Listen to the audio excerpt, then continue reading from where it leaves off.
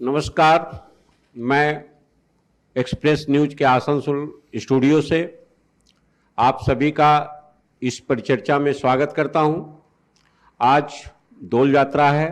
बंगाल की संस्कृति में रंगों का सबसे बड़ा त्यौहार। मैं तमाम अपने दर्शकों को रंगों के इस महा त्यौहार पर सबको हार्दिक बधाई देता हूं। आपके सुखमय जीवन की कल्पना के साथ उसके लिए शुभाकांक्षा भी करता हूं कि आपका यह पर्व बहुत ही हर्षोल्लास के साथ गुजरे। जब हम इस जमीन की बात करते हैं तो आसनसोल, आसन और सोल वृक्षों का जंगल, जो इस समय जंगल के पलाश पेड़ लाल रंग के फूलों से सजे हुए हैं और उनके साथ महुआ के फूलों की मस्ती जो गंध है, सुगंध है, वो पूरे जंगलों में बिखरी हुई है और प्रकृति के इसी रंग से सराबोर ये पश्चिम बंगाल अपना पर्व मना रहा है। इसी पर्व के बीच एक दूसरा भी रंग चल रहा है जो चुनावी रंग है। चुनावी रंग इस होली के रंग पर मजबूत और भारी पड़ता दिख रहा है। कल ही पहले चरण का मतदान हुआ है। जंगल महल के 5 जिलों के 30 विधानसभा क्षेत्रों में मतदान हुआ और रिकॉर्ड 87% मतदान हुआ है। तो चुनाव इस मायने में बहुत महत्वपूर्ण है कि सरकार जनता के पास जाती है। जनता सरकार को अपनी समस्याओं को लेकर सवाल जवाब करती है, उन समस्याओं के समाधान के लिए रणनीति की मांग करती है और आने वाले समय में उनकी समस्याओं का क्या समाधान होगा इस पर उनसे वचन मांगती है। इस मौके पर आसनसोल के 5 व्यवसायी हमारे बीच में हैं। आप जानते हैं कि किसी भी देश को, राज्य को चलाने के लिए अर्थव्यवस्था बहुत महत्वपूर्ण कारक है और उनमें व्यवसायियों की भूमिका बहुत महत्वपूर्ण है। हमारे दाहिने साइड सबसे कोने में बैठे हुए हैं अशोक संथोलिया जी, जो होटल ऑनर एसोसिएशन के सचिव हैं। औद्योगिक पृष्ठभूमि से होटल व्यवसाय के बीच में आए हैं, बीजेपी में प्रतिनिधित्व करते हैं और टिकट के दावेदार भी थे इस बार। उनके ठीक मेरे बगल में बैठे हुए हैं अनिल जलान जी, ये होटल व्यवसाय से हैं और होटल ऑनर एसोसिएशन के वाइस प्रेसिडेंट हैं। मेरे बाएं साइड में मेरे बगल में बैठे हुए हैं जगदीश बागड़ी जी, जो ट्रांसपोर्ट और स्कूल के व्यवसाय से जुड़े हुए हैं और जिला स्तरीय सबसे बड़े जो संगठन है Paschim Bardhaman federation of chamber of commerce and industries, उसके महासचिव हैं। हमारे उनके बाएं साइड में बैठे हुए हैं श्री मनिंद्र कुंद्रा जी, जो होटल व्यवसाय में आने से पहले इलेक्ट्रॉनिक की व्यवसाय से जुड़े हुए थे और इस समय उन्होंने फर्नीचर की दुनिया में भी प्रवेश किया है। तो मौजूदा दौर में जो पिछले वर्ष हम लोगों ने कोरोना की लंबी अवधि को झेला है और नए सिरे से जो हमारे सर पर कोरोना चल रहा है वो व्यावसायिक मंदी है और चुनाव सर पर है। 34 सालों के वाम शासन के बाद 10 साल माँ माटी मानुष की सरकार है और भारतीय जनता पार्टी नई सरकार की दावेदारी है। इन मुद्दों को लेकर जो हमारे व्यवसायी तबका क्या सोचता है इस पर हम चर्चा करेंगे। सरकार से और स्थानीय शासी निकायों से उसका क्या एक्सपेक्टेशन है, हम उसकी चर्चा करेंगे और भविष्य में इस क्षेत्र की अर्थव्यवस्था कैसे मजबूत हो सकती है, हम उन पर चर्चा करेंगे। तो मैं होटल ऑनर एसोसिएशन के अध्यक्ष कुंद्रा जी से मैं पहला प्रश्न ये करना चाहूँगा कि मौजूदा दौर में कोरोना जब से शुरू हुआ है वर्ष मार्च 2020 के बाद से आपका होटल व्यवसाय किन महत्वपूर्ण समस्याओं से जूझ रहा है? हम लोग का होटल व्यवसाय अभी बहुत समस्या से जूझ रहा है और आने वाला और टाइम लगेगा कि होटल इंडस्ट्री को बिजनेस में रिकवरी करने के लिए। और अभी हम लोग का जो बिजनेस का जितने भी होटल हैं इंटायर पूरा इस इंडस्ट्री में हम लोगों के साउथ बंगाल में हम लोगों का ये कोई टूरिस्ट प्लेस है नहीं, ये ट्रेडिंग बिजनेस है कि बाहर से लोग आते हैं, कारोबार के लिए आते हैं, ट्रेनें नहीं चलने से नहीं आ पा रहे। तो अभी हम लोगों का होटल इंडस्ट्री बहुत डाउन में जा रहा है और लग रहा है कि इसमें और कम से कम 1 साल लगेगा कि हमारी इंडस्ट्री को नॉर्मलाइज होने में। मैं सचिव श्री संथोलिया जी से जानना चाहूँगा कि इस पश्चिम बर्धमान जिले में होटल उद्योग का इंफ्रास्ट्रक्चर क्या है, किस तरह के ग्राहक यहाँ आते हैं, किस तरह के होटल हैं, मध्यम छोटे बड़े स्तर के, और उनको किन परेशानियों का सामना करना पड़ रहा है। श्री संथोलिया जी, सचिव। हमारे आसनसोल दुर्गापुर क्षेत्र के अंदर जितने भी होटल हैं उसमें विशेष करके आसनसोल क्षेत्र के लिए एक परिस्थिति बड़ी ही दयनीय है। यहाँ जैसा कि कुंद्रा जी ने कहा, न तो कोई नई इंडस्ट्री आई है और न कोई नया तरह का व्यवसाय यहाँ शुरू हो रहा है, इसलिए बाहर से जो अतिथि आते थे उनका आना भी कम हुआ है। 100 के करीबन होटल हैं, उसमें 20 से लेकर 25% तक की भी ऑक्यूपेंसी आज की डेट में नहीं है। और हमारे ऊपर टैक्सों का जो बोझ डाल दिया गया है, जिस तरह से कि आज एक होटल आप चलाएंगे तो आपको बिल्डिंग टैक्स देना पड़ता है। बिल्डिंग टैक्स किस लिए, मुझे आज तक नहीं समझ में आया। जब आप बिल्डिंग टैक्स भी ले रहे हो होटल के ऊपर में, तो फिर आप गार्बेज का टैक्स क्यों ले रहे हो? आप मल्टीपल टैक्स के जाल में हमें उलझा करके हमारा गला घोट रहे हो। हमें एक चीज़ नहीं समझ में आती है, आज बिल्डिंग टैक्स भी हमारे ऊपर है और उसके साथ साथ हमारे ऊपर गार्बेज का टैक्स भी डाल दिया जाता है। इसके पश्चात ट्रेड लाइसेंस में एक होटल जब रहता है, उस होटल के अंदर में एक हॉल भी रहेगा, वहाँ फंक्शन भी होंगे, सब कुछ होगा, सबका अलग अलग रेट जोड़ा हुआ है। इस तरह की यदि परिस्थितियाँ रहेंगी तो होटल व्यवसाय क्या कोई भी व्यवसाय आगे पनपने की राह नहीं देख सकता है। हमारा बहुत बड़ा सपना था कि दुर्गापुर आसनसोल को ट्विन सिटी को स्मार्ट सिटी के रूप में एक साथ अगर डेवलप किया जाता तो यहाँ इस एरिया की विकास की गति को पंख लगते और वो उस पंखों की उड़ान काफ़ी ऊंचाई तक जा सकती थी क्षितिज के उस पार, परंतु इन पंखों को काट दिया गया है। अलग अलग तरह से केवल बातचीत होती है। होटल हमारा एक छोटा सा सेगमेंट है, लेकिन ये पूरे शरीर का एक हिस्से का एक अंग है। अगर आप टोटल समग्र रूप से व्यवसाय को देखेंगे, होटल इंडस्ट्री उसका भी एक अंग है शरीर का। इस अंग की हालत जैसा शरीर होगा उसी तरह है। हमें दयनीय अवस्था में डालने के पीछे कारण है यहाँ स्थायी विकास की परिकल्पनाओं को सही ढंग से समय पूर्वक नहीं किया गया। मैं एसोसिएशन के उपाध्यक्ष श्री जलान जी से जानना चाहता हूँ, आप हमें ये बताएं कि ये होटल की जो समस्याएं हैं ये तत्काल 2 सालों में आई हैं या 10 सालों में हैं या पहले से ही समस्याएं चल रही हैं, और अगर चल रही थी तो इससे निपटने के लिए मैंने क्या उतार चढ़ाव होटल व्यवसाय में आए हैं? हम लोग की समस्या लगभग 2016 से शुरू हुई। टैक्स के बारे में हम लोगों पर टैक्स ठोका जा किया। ट्रेड लाइसेंस पहले रूम वाइज किया, फिर रूम वाइज के बाद फिर बेड सिस्टम कर दिया।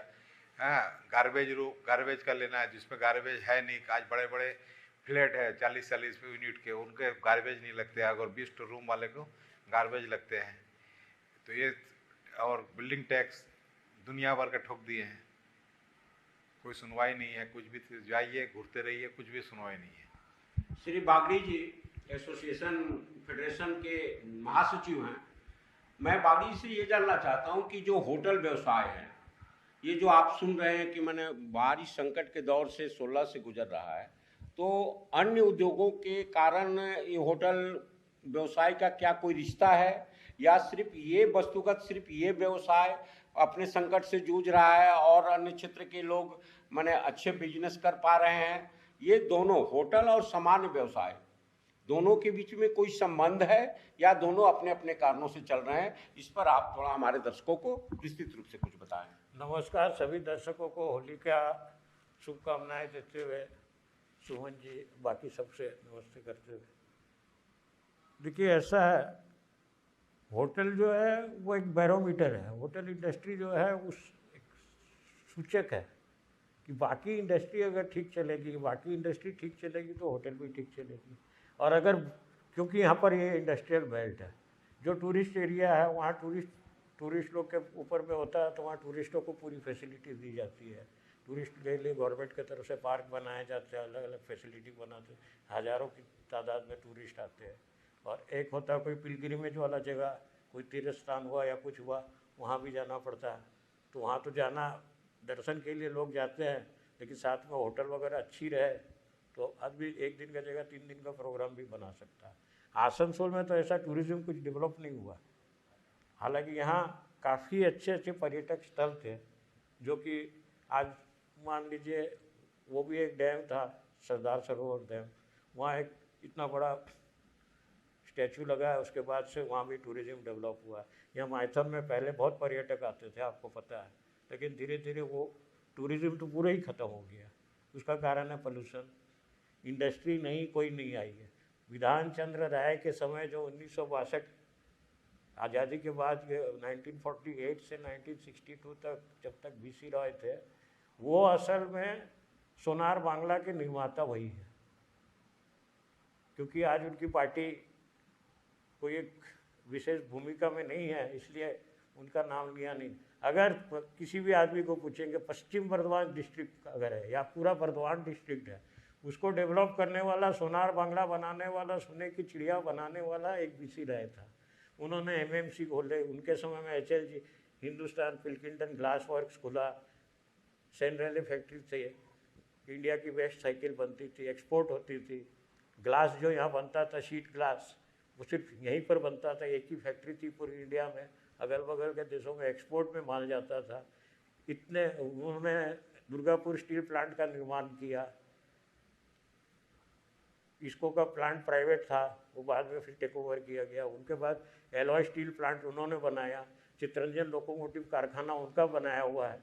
ये सब एक जिसको बोलता है कि सोने की चिड़िया के लिए पश्चिम बर्धमान जो था, रूर एक जर्मनी का शहर है जिसमें इंडस्ट्री बहुत रहती है, उसी के साथ पश्चिम बर्धमान डिस्ट्रिक्ट को या बर्धमान डिस्ट्रिक्ट को रूर ऑफ बंगाल बोलते थे। या इतना उद्योग था, तो सारा उद्योग जब बंद हो गया तो होटल कहाँ से चलेगी। मैं श्री कुंद्रा जी से जानना चाह रहा था कि आप ये बताएं, इलेक्ट्रॉनिक के व्यवसाय के क्षेत्र से आप होटल में आए, तो आसनसोल में या पूछे पश्चिम बर्धमान जिले में होटल व्यवसाय में कितने रुपए का निवेश है, कितने रुपए का रोजगार है, और कब से नया निवेश नहीं इस क्षेत्र में आ रहा है, इस बारे में आप कुछ आंकड़े हम लोग के सामने अगर रख सकें प्रेसिडेंट होने के नाते। अभी आने वाले टाइम में तो हमको नहीं लगता कि होटल इंडस्ट्री में कोई निवेश करेगा। होटल इंडस्ट्री में इन्वेस्टमेंट अगर आप बैंक से लोन लेके करते हैं या प्राइवेट सेक्टर से करते हैं तो आप सर्वाइव नहीं कर सकते। एट प्रेजेंट आसनसोल में आउट ऑफ 100 होटल का ये पोजीशन है कि ओनर जो है नाम के ओनर है, जो स्टाफ है, एम्प्लॉई है, उनका सैलरी और ओवरहेड एक्सपेंस भी 70% होटल का नहीं रिकवरी है, तो बैंक इंटरेस्ट तो बहुत दूर की बात है। होटल इंडस्ट्री को चलाने के लिए जब तक सराउंडिंग में अदर इंडस्ट्री नहीं आएगा, इस बेल्ट में होटल इंडस्ट्री का ये सिचुएशन रहेगा। और जो नॉर्मल ट्रेडर आते थे, इलेक्ट्रॉनिक ट्रेड हो गया, हार्डवेयर हो गया, जो उनके सेल्समैन आते थे, मेडिसिन कंपनी का हो गया, अब सबका ऑनलाइन पेमेंट, ऑनलाइन ऑर्डर। जो हमारे होटल में पहले मेडिसिन कंपनी के इन मंथ में 100 रूम बुकिंग होता था, वो अभी 10 रूम का हो गया। दूसरा, जो कलकत्ता से जो कुछ कंपनी वाले आते थे, सुबह वॉल्वो में आते हैं, शाम को चले जाते हैं। ये मिला जुला के जो होटल है, इंडस्ट्री है, हम लोग के एरिया में एक डाइंग इंडस्ट्री की तरफ जा रही है। और उसके बाद जो टैक्स लायबिलिटी है, इसको मिनिममाइज नहीं करने से होटल ओनर कोई भी सरवाइव नहीं करेगा। सचिव होने के नाते श्री संतोलिया सर, आप बताएं कि ये जो टैक्स बार बार आप Jalan sir, Kundra sir tax बोल रहे हैं, ये टैक्स कहाँ से लादा जा रहा है, और एक एसोसिएशन के सेक्रेटरी होने के नाते आपके एसोसिएशन का इस बारे में क्या कारगर हस्तक्षेप रहा है? आप इस के पहले जो आपका एसोसिएशन का जो पुरानी कमेटी थी, वो भी पूरी तरह से सक्रिय नहीं रहती थी। आप भी सार्वजनिक रूप से इन मुद्दों पर कभी आपका एसोसिएशन मुखर नहीं रहता है, तो ये एसोसिएशन और इन समस्याओं की जड़ में जो कारण है उनके समाधान की दिशा में क्या पहल हो रही है? बात यह है, ये जितना भी टैक्स बढ़ा है, ठीक ही कहा गया, 2015-16 के बाद से ही बढ़ा है। इसमें काफ़ी मैनी फोल्ड इंक्रीज हुआ है, कई गुना वृद्धि हुई है। और वृद्धि के पीछे हमेशा हमें यही तर्क दिया गया है कि हमारे ऊपर से चाप आ रहा है, बंगाल गवर्नमेंट के ऊपर चाप आ रहा है ऊपर से, कि आपको इस तरह से टैक्स रेवेन्यू कलेक्शन करना पड़ेगा। अगर हम रेवेन्यू कलेक्शन नहीं करते हैं उसी अनुपात में, तो हमें राज्य सरकार से हेल्प नहीं मिलेगी। कौन कौन से लोग हैं जो बोल रहे हैं कि राज्य सरकार से टैक्स का दबाव आ रहा है? राज्य सरकार से टैक्स का दबाव आ रहा है। जब हम आपस में मीटिंग किस करते पर? हैं, ये टैक्स आप पर कौन लाद रहा है? प्रशासन जो यहाँ पर चलता है, प्रशासक जो कौन है सा यहाँ पर है, प्रशासन? जिला प्रशासन? जिला प्रशासन ही होगा। सवाल ही उठता है, मेरी बात सुनिए, आज अगर मान लीजिए आपके ऊपर टारगेट अगर ज़्यादा दिया जाता है, अगर आपको दूसरा टारगेट के अलावा आपके पास फंड रेज करने का तरीका नहीं है, आपके खर्चे बढ़ रहे हैं, उसको आपको दूर करने के लिए टैक्स बढ़ाना पड़ता है। टैक्स बढ़ाना पड़ता है। हमने कई बार चेष्टा की कि अब टैक्स की मात्रा जितनी कम से कम हो सके, हमने कई बार नेगोशिएशन किया, जहाँ तक हम सकते थे हमने किया, किंतु उसके बाद हमारी भी एक सीमा है, क्योंकि हम इससे आगे नहीं वो बढ़ सकते। आप उपाध्यक्ष श्री जलान सर बताएं कि जिला प्रशासन होटल व्यवसाय पर कैसे टैक्स लगाता है? जिला प्रशासन नहीं लगाता है। आसनसोल म्यूनिसिपल कॉर्पोरेशन सब टैक्स देता है, ठोक रहा है। आसनसोल म्यूनिसिपल कॉर्पोरेशन ठोक रहा है। Garbage, holding tax, parking tax, सामने होल्डिंग टैक्स लेने के बाद भी पार्किंग लग रहा है, वाटर टैक्स इत्यादि।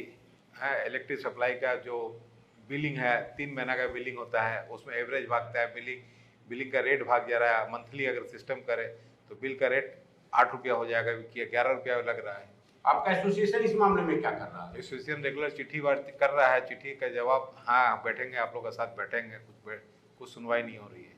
हम लोग के पास जो इन्फॉर्मेशन है उसके अनुसार ईस्टर्न जोन पर भी एक होटल व्यवसायियों का बड़ा संगठन है, आप लोगों का उसके साथ एक अच्छा संबंध है, तो आप लोगों ने इस बात को कभी राज्य सरकार के पास या केंद्र सरकार के पास रखने की कोई कोशिश की? हाँ, हम लोग ईस्टर्न जोन के जो HRI जो है उनको दिए चिट्ठी, उन्होंने भी राज्य सरकार के पास ये मुद्दा को रखा है, अभी तक उसकी कोई सुनवाई नहीं हुई है।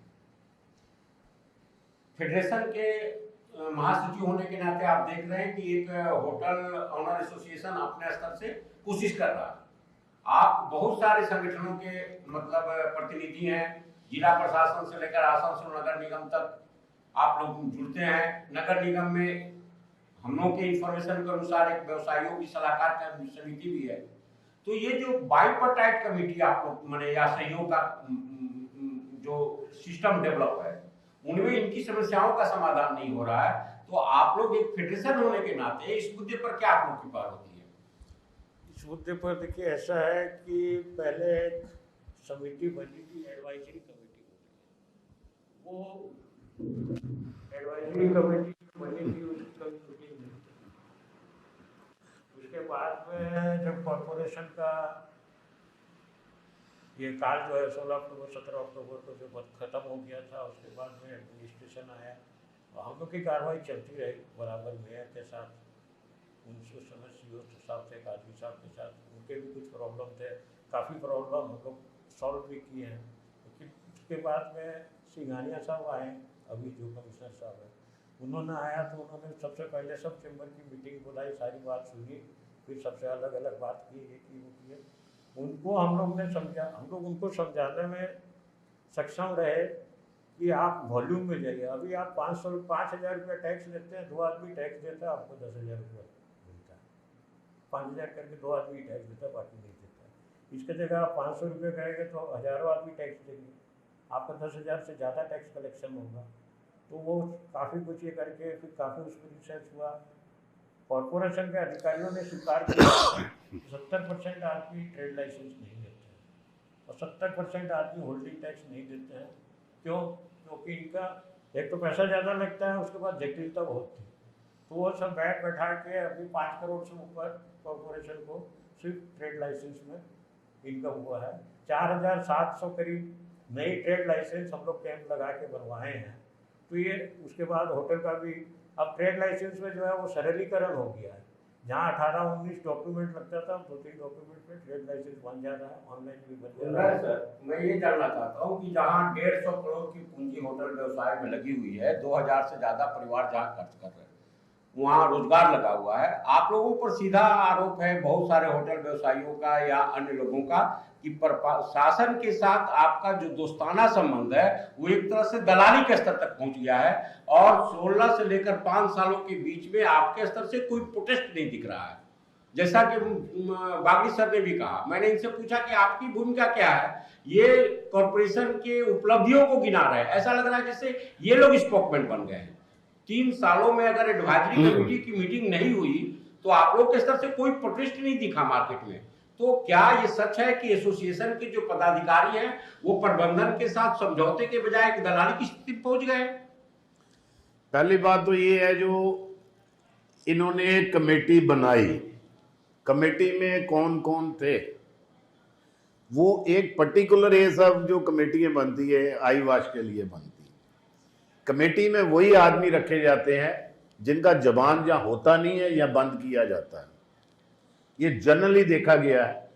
कमेटी में बोलने, जो कमेटी अभी आई वाश करने के लिए बनाई गई थी उसमें बोलने वाला कौन था? बिजनेसमैन ही एक ऐसी कम्युनिटी है कि जो सबसे डरपोक होती है, सबसे ज्यादा डर होता है बिजनेस कम्युनिटी को। एडमिनिस्ट्रेशन डर, चारों तरफ का प्रेशर ही बिजनेस कम्युनिटी में आता है। डर से कोई बोलता नहीं है, जो बोलता है उसको उस कमेटी में रखा नहीं जाता है। सेक्रेटरी के नाते आप थोड़ा सा बताएं कि ऐसा हम लोग के पास तथ्य है कि कॉर्पोरेशन के पास एक हाई कोर्ट में केस हुआ था और आप लोगों ने महज कॉर्पोरेशन के साथ बेहतर संबंध बनाने के लिए या मेयर, तत्कालीन मेयर के साथ बेहतर संबंध बनाने के लिए आप लोगों ने मुकदमा वापस ले लिया और होटल व्यवसायियों को कोई राहत नहीं मिली? यह बिल्कुल गलत है और भ्रामक तथ्यों पर आधारित बातें हैं। होटल क्या संबंधित केस वापस नहीं हुआ? मैं बता रहा हूँ आपको, ध्यान से समझे। होटल एसोसिएशन की तरफ से केस भी हुआ था।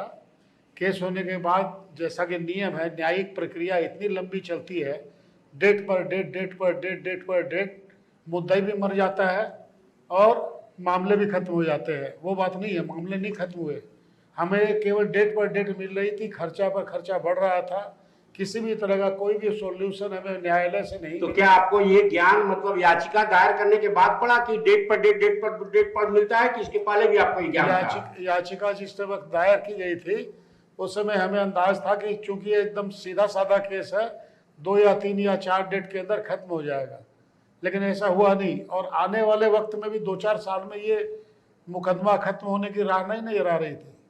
आज भी आपको अच्छी तरह से मालूम है, आप काफ़ी बुद्धिमान व्यक्ति हैं, इंटेलिजेंट है। आज हाई कोर्ट वगैरह में कोई भी केस रहता है वो 5 साल 10 साल 20 साल तक टनाते रहता है और हमें ज़रूरत थी इसी वक्त फैसले करने की। हमने जितना हद तक हम संभव हुआ हमारा प्रशासक से मिल करके हमने लिया है।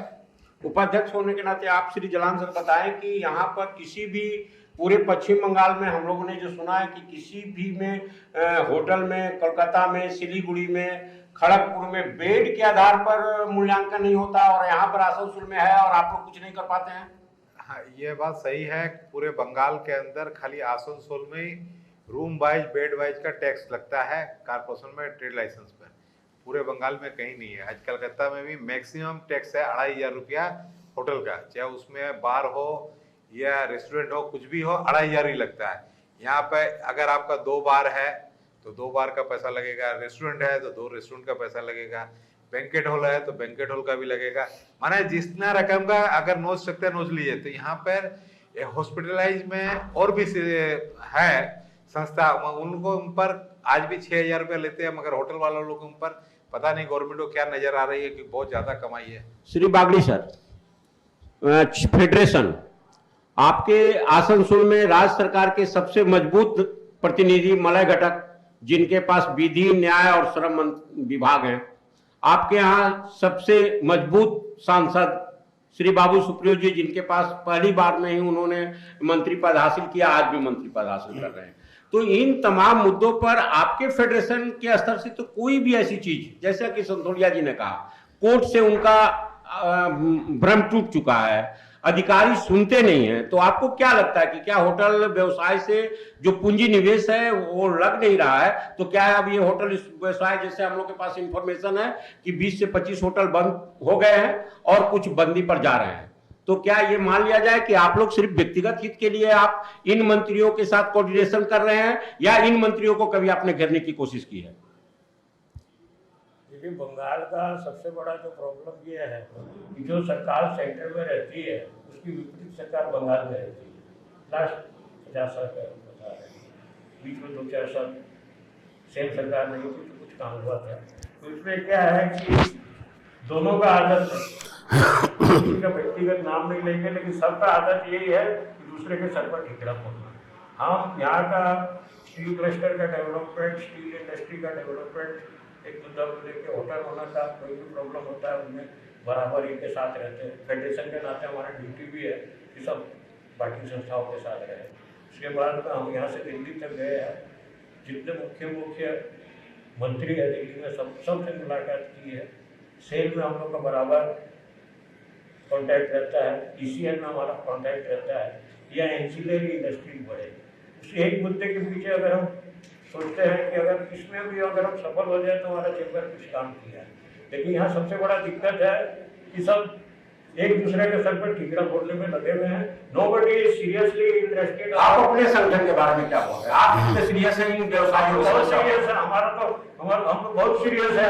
हम तो सेंट्रल गवर्नमेंट से भी झगड़ा करके चिट्ठी लिखा है, स्टेट गवर्नमेंट को भी लिखा है कि आप पहले डेवलपमेंट का बात करिए, वोट कौन दिया, कौन क्या गलती किया नहीं किया, नंबर 1 आपको गलती सुधारना है। श्री गुंजरा सर, आसन हम लोग अनपॉपुलर हो जाते हैं, सबके साथ अनपॉपुलर हो जाते हैं। आसनसोल चेंबर ऑफ कॉमर्स के बैनर तले दिनेश तोदी जिस समय अध्यक्ष थे, उस समय 72 घंटे की आसनसोल व्यवसायिक बंदी का आंदोलन हुआ था। जब आपका व्यवसाय एकदम अस्तित्व के संकट से जूझ रहा है, तो आपके स्तर से आप लोग क्या सोच रहे हैं? या तो इस इंडस्ट्री को बंद करने की ओर जा रहे हैं, या फिर आप लोग एजुटेशन की ओर जाएंगे? मैक्सिमम होटल इंडस्ट्री से जुड़े हुए जितने भी प्रोप्राइटर ओनर हैं, वो स्टेप बाय स्टेप अपना बिजनेस को कन्वर्ट करके दूसरी इंडस्ट्री में जा रहे हैं। जैसे मेरा अपना ही, मेरे 4 फ्लोर थे, एक फ्लोर में रूम कम करके मैंने फर्नीचर का काम किया, और अभी बहुत सा होटल मालिक कुछ रूम को ऑफिस में कन्वर्ट करके लोगों को रेंट में जा रहे हैं।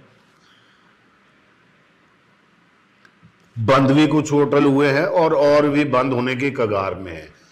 जैसे ट्रेड लाइसेंस का बारे में जो हम लोग केस किया था, जो विड्रॉ किया, उसके पीछे 2-3 कारण और भी थे कि जैसे बहुत सा होटल है, मैक्सिमम होटल का बैंक से लोन चलता है, बहुत से होटल का बार का लाइसेंस है, बार का रिन्यूअल करने के लिए उनको ट्रेड लाइसेंस चाहिए।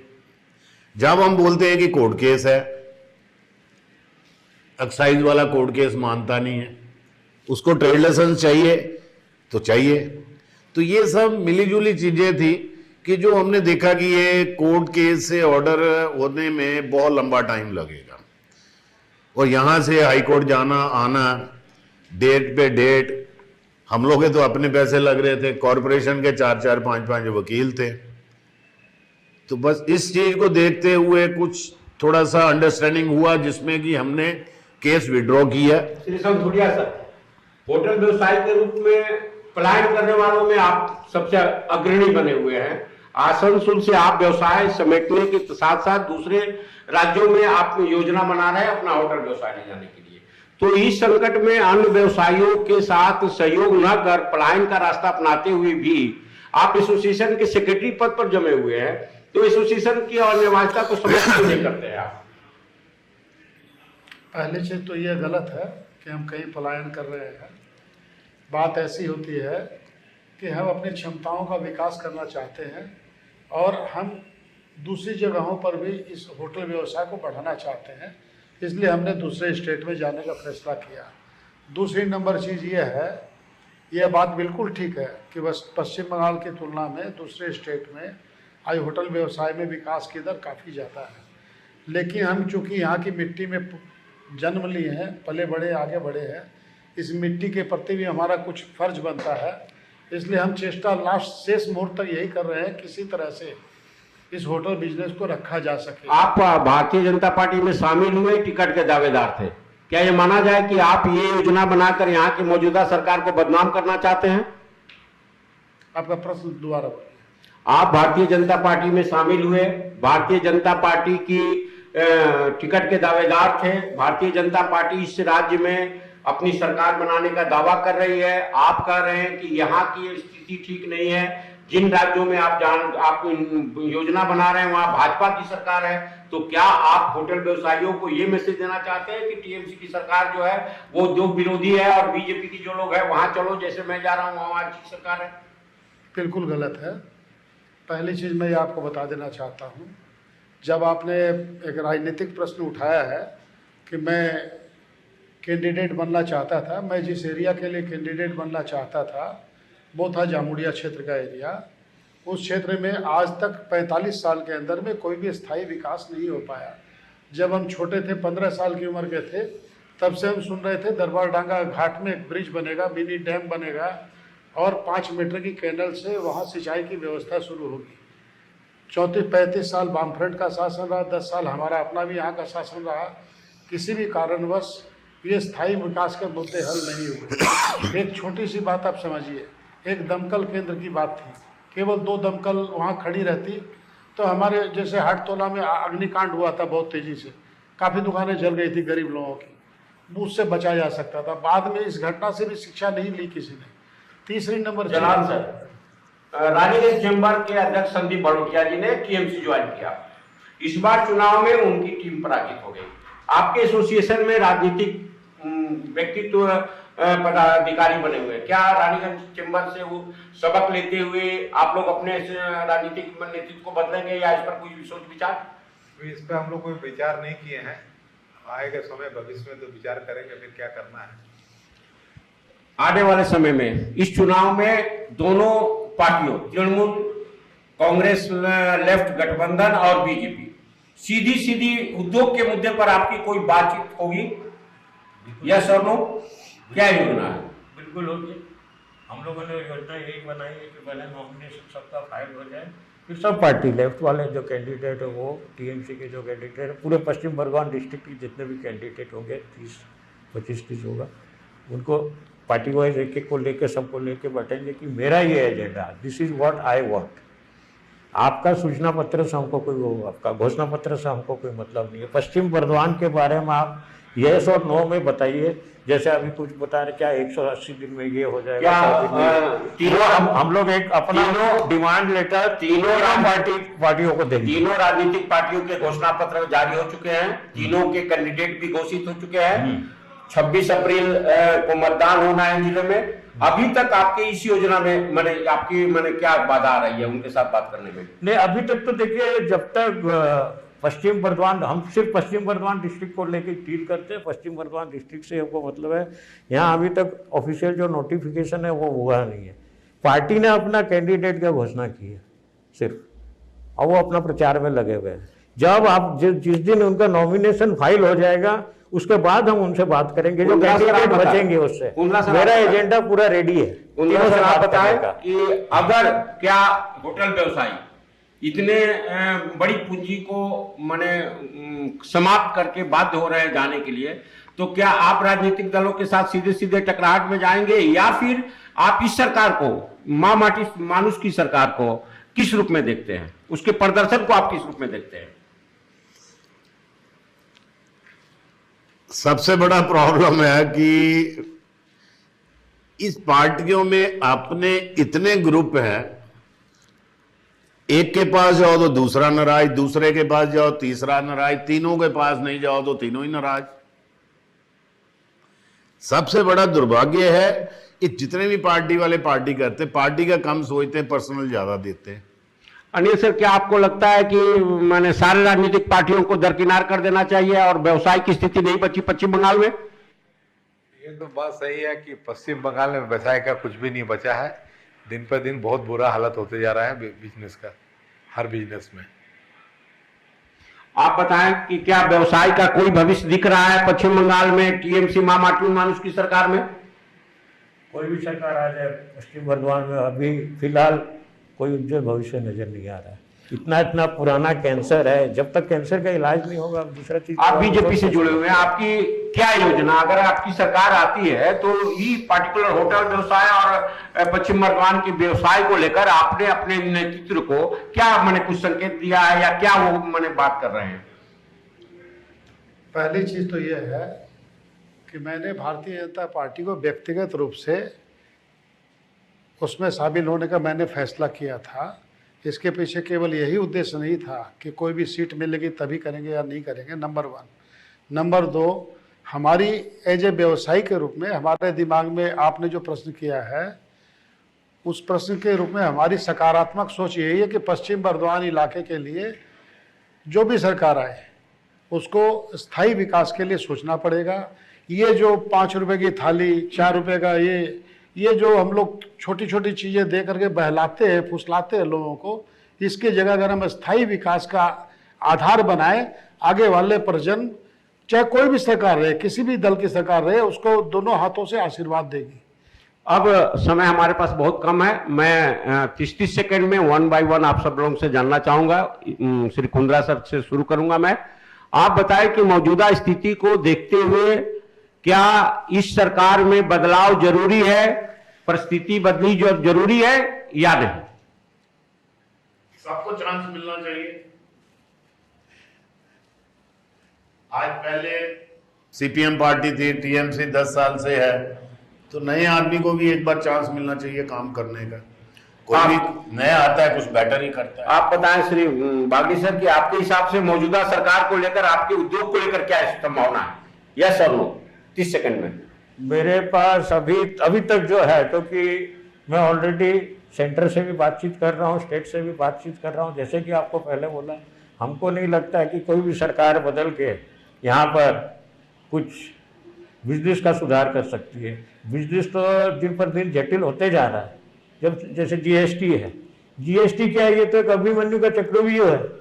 जो आदमी एक दुकानदारी से 10,000 15,000 रुपया महीना कमा के घर चलाता था, उसको आज एक 20,000 का अकाउंटेंट और 50,000 का कंप्यूटर रखना पड़ता है जीएसटी का बिलिंग करने के लिए। आप बोले सर, श्री जलाल सर। क्यों? सरकार बदलने से समस्या नहीं मिटेगी, जो भी सरकार आएगी वही समस्या रहेगी।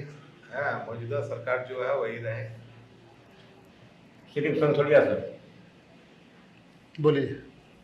30 सेकंड में आप बताएं कि इस मैंने औद्योगिक संकट, व्यवसायिक संकट, खासकर होटल और एसोसिएशन जो मालिक हैं उनके अस्तित्व को, उनके 150 करोड़ रुपए का 2000 परिवार को बचाने के मुद्दे पर मौजूदा सरकार जाए या आए?